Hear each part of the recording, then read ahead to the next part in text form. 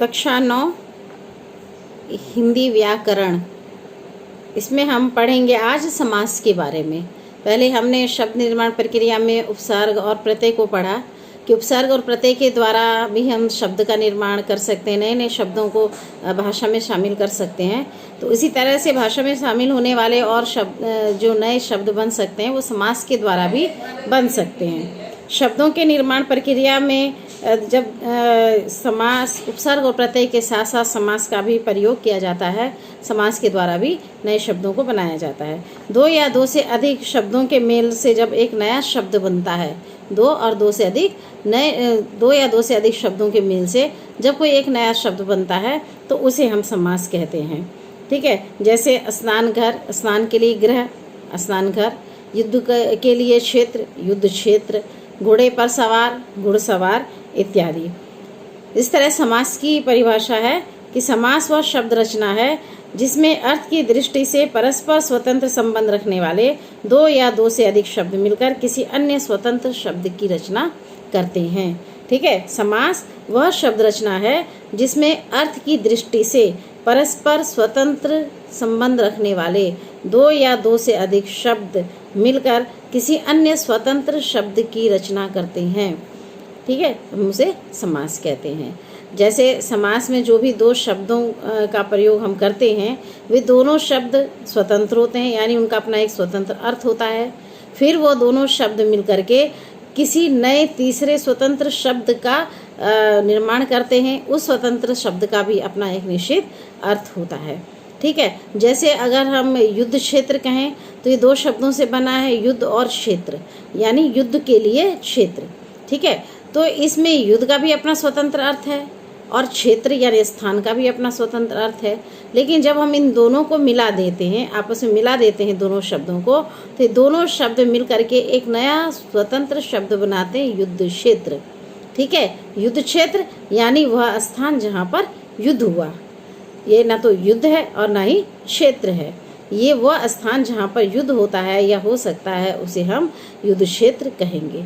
ठीक है, तो इस तरह से युद्ध का मतलब लड़ाई हो गया, क्षेत्र का मतलब स्थान हो गया, लेकिन युद्ध क्षेत्र का मतलब हो गया वह स्थान जहाँ पर युद्ध होता है, उसे हम युद्ध का क्षेत्र या युद्ध क्षेत्र कहेंगे।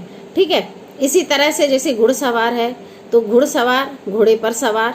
ठीक है, दो शब्दों से बना है, घोड़े का अपना स्वतंत्र अर्थ है, ठीक है, और सवार का भी अपना स्वतंत्र अर्थ है। लेकिन जब हम इन दोनों को आपस में मिलाते हैं तब एक नया शब्द बनता है, वो है घुड़सवार। ठीक है, ना तो वो घोड़ा है ना वो सवार है, बल्कि घुड़सवार यानी वह व्यक्ति जो घोड़े पर सवार है, उसके लिए इस शब्द का प्रयोग किया गया। ठीक है, तो इस तरह से जब भी दो शब्दों को जोड़ करके या मिला करके हम नए शब्द का निर्माण करते हैं तो उस निर्माण की प्रक्रिया को हम समास कहते हैं। ठीक है, समास में दो पद होते हैं। हम पहले से जानते हैं कि पद शब्दों को कहा जाता है।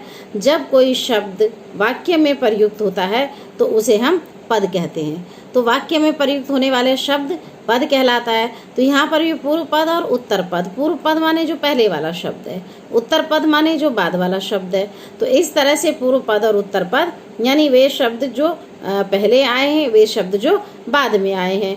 तो जो भी हम समास का निर्माण करते हैं तो उसमें दो शब्द होते हैं, एक वो शब्द जो पहले लिखा जाता है, एक वो शब्द जो बाद में लिखा जाता है। ठीक है, तो पहले लिखे जाने वाला शब्द हो गया पूर्व शब्द, और पद और बाद में लिखा जाने वाला शब्द या पद हो गया उत्तर पद। तो समास का जब भी हम निर्माण करते हैं तो उसमें दो पद का प्रयोग होता है, पूर्व पद और उत्तर पद, और इन्हीं दोनों पदों को जोड़ करके एक नया शब्द का निर्माण होता है, एक नए पद का निर्माण होता है, जिसे हम समास कहते हैं। ठीक है,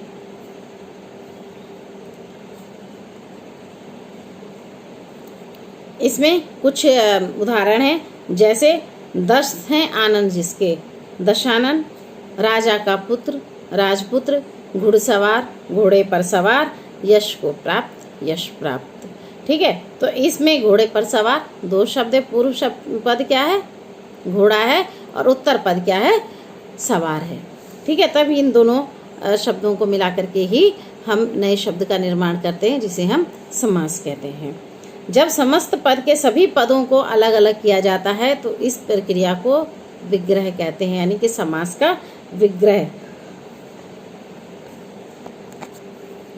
ठीक है, समास का विग्रह। तो जब इस प्रक्रिया को, जिसमें हम समास को अलग अलग कर देते हैं, जैसे कि युद्ध क्षेत्र है तो युद्ध क्षेत्र समासिक पद है, और जब इनको दोनों को हम अलग अलग करेंगे तो ये हो जाएगा युद्ध और क्षेत्र, या युद्ध के लिए क्षेत्र। इस प्रक्रिया को हम समास विग्रह कहते हैं, यानी अलग करना कहते हैं।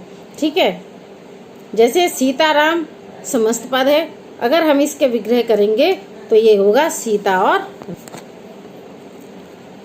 समास प्रक्रिया में जो शब्द निर्माण से जो शब्द निर्माण होते हैं, इसमें भी जैसे उपसर्ग प्रत्यय में 3 प्रकार हैं, समास के अंतर्गत 3 प्रकार से शब्दों की रचना हो सकती है, वैसे ही समास में भी होता है तत्सम, तद्भव और विदेशी।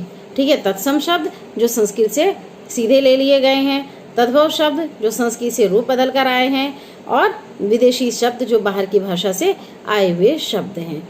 तो इस तरह से इनमें भी संस्कृत के शब्दों के साथ संस्कृत के ही शब्दों को जोड़ा जाएगा, माने तत्सम शब्दों के साथ तत्सम शब्दों को जोड़ा जाएगा, तद्भव शब्दों के साथ तद्भव को जोड़ा जाएगा, विदेशी शब्दों के साथ विदेशी शब्दों को जोड़ा जाएगा।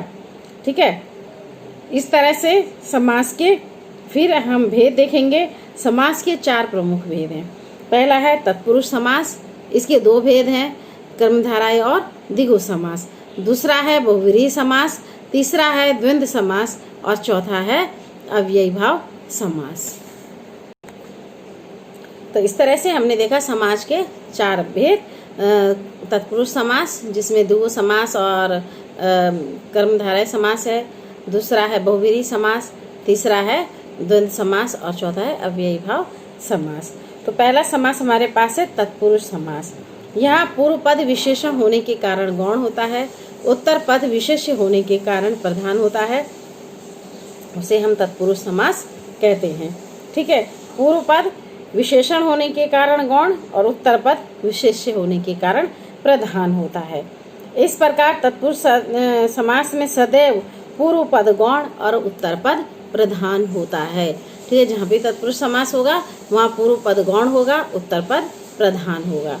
पूर्व पद पहले भी मैंने आपको बताया कि जिसमें पहला पद यानी कि जो पहला शब्द लिखा हुआ है पूर्व पद है, उत्तर पद जो बाद वाला शब्द है वो उत्तर पद है। तो इस तरह से पूर्व पद और उत्तर पद दोनों को मिला करके समास का निर्माण होता है। तो इसमें पूर्व पद गौण होता है और उत्तर पद प्रधान होता है तत्पुरुष समास में। ठीक है, पूर्व पद गौण का मतलब पूर्व पद से अर्थ स्पष्ट नहीं होता, अर्थ स्पष्ट होता है उत्तर पद से, यानी महत्व पूर्व पद का नहीं उत्तर पद का होता है। जैसे कि मैंने आपको पहले ही बताया कि उदाहरण जैसे अगर हम लेते हैं कि युद्ध क्षेत्र, ठीक है, तो ये क्या है, इसका विग्रह करेंगे तो युद्ध का क्षेत्र। इसमें 2 शब्द हैं, युद्ध भी और क्षेत्र भी। तो युद्ध क्या है, अपने आप में एक स्वतंत्र शब्द है, और क्षेत्र क्या है, अपने आप में स्वतंत्र शब्द है। लेकिन जब हम इन दोनों को मिला देते हैं तो ये बनता है युद्ध क्षेत्र, यानी युद्ध के लिए क्षेत्र, यानी वह स्थान जहाँ पर युद्ध हो रहा है। ठीक है, तो यहाँ पर युद्ध महत्वपूर्ण नहीं है, महत्वपूर्ण वह स्थान है जहाँ पर युद्ध हो रहा है, या जहाँ पर युद्ध हुआ था, या वह स्थान जहाँ पर युद्ध होता है। ठीक है, तो इस तरह से इसमें पूर्व पद क्या है, गौण है, उत्तर पद क्या है, प्रधान है, क्योंकि अर्थ स्पष्ट उत्तर पद से हो रहा है, पूर्व पद से नहीं हो रहा। ठीक है, ऐसे ही जैसे हम कहेंगे स्नान घर, स्नान के लिए घर। ठीक है, स्नान का भी अपना अलग स्वतंत्र अर्थ है, घर का भी अपना अलग अर्थ है। लेकिन जब हम स्नान गृह कहते हैं यानी स्नान घर कहते हैं तो वह स्थान, वह घर जहाँ पर लोग स्नान करते हैं, वहाँ पे स्नान महत्वपूर्ण नहीं है, वह स्थान महत्वपूर्ण है। जहाँ पर जिस घर में लोग स्नान करते हैं वो घर महत्वपूर्ण है, वो गृह महत्वपूर्ण है। तो इस तरह से पूर्व पद क्या है, विशेषण होने के कारण गौण है, और उत्तर पद विशेष्य होने के कारण प्रधान है। अतः यहाँ पर तत्पुरुष समास है। ठीक है, तत्पुरुष समास के 2 भेद हैं, द्विगु समास और कर्मधारय समास। तो पहले हम कर्मधारय समास के बारे में जानेंगे। कर्मधारय समास में भी पूर्व पद विशेषण होने के कारण गौण होता है, उत्तर पद विशेष्य होने के कारण प्रधान होता है, लेकिन दोनों में उपमेय और उपमान का संबंध होता है। ठीक है, दोनों में उपमेय और उपमान का संबंध होना मतलब दोनों में एक तुलना होती है, एक तरह की उपमा दी जाती है। ठीक है, जैसे चरण कमल। ठीक है, चरण कमल, चरण के समान कमल यानी कमल के समान चरण। ठीक है, जैसे कमल कोमल है वैसे ही चरण भी कोमल है। तो यहाँ पर कर्मधारय समास होगा। ठीक है, नील कमल यानी नीला कमल, एक विशेषण दिया हुआ है कि नीला है जो कमल, यानी जो आंखें हैं वो कमल के जो कमल है वो नीले रंग का है। तो इस तरह से यहाँ पर कर्मधारय समास होगा, क्योंकि इसमें उपमेय और उपमान का संबंध होता है।